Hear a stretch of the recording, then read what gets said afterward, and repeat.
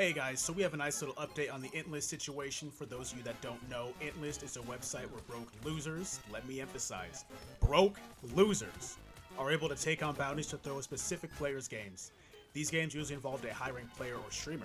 Well, after the internet saw that 0-60 Spider-Man gameplay, Marvel Rivals themselves, at least according to Miller Ross here, sent a cease and desist to Intlist. Miller Ross tweets, lawyers representing NetEase Incorporated have sent a cease and desist letter to the owners of the infamous, unofficial, throwing bounty website Intlist. The site is currently down.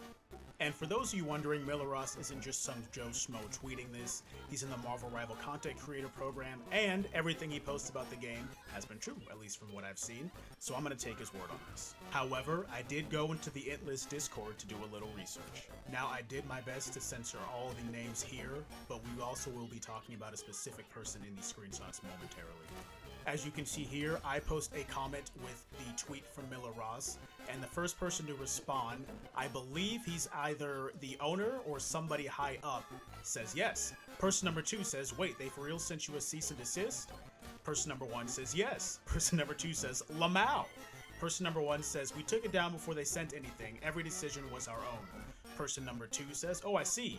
That's funny. Person number 3 comes in and says, can we see it? Person number 2 says, what the frick could they even sue you for? I want to see what their claims are, says person number 3. Person number 1 says, I don't think that's a good idea. Person number 2 says, as to what they could sue you for. Person number 3 says, like what legal grounds do they have to send that? Person number 1 says, they just said it's illegal pretty much. Person number 3 says, I'm low-key curious. Person number 1 says, you don't need legal grounds. Person number 2 says, but it's not though. Person number 1 says, you can send a cease and desist for any reason. Person number 2 says, yeah, it's a warning to leave a paper trail. Person number 1 says, pretty much. Number 2 says, in case the actions are continued so they can sue. Now, I said I was going to censor every person's name here, but if you look at this person's Discord profile, you can see a Jeff with the 6.5 eternity sign on their Marvel Rivals profile. They also go by the name Monkey. I'm not saying it was them, but I am pretty sure this was the 0-60 Spider-Man. We also know that Nixon Vale, who was the other thrower that was playing Jeff in Iron Man, called them Monkey as well. Anyway, person number 1 says, yep, job's already done though, so not a big deal in my opinion. Updating the website right now.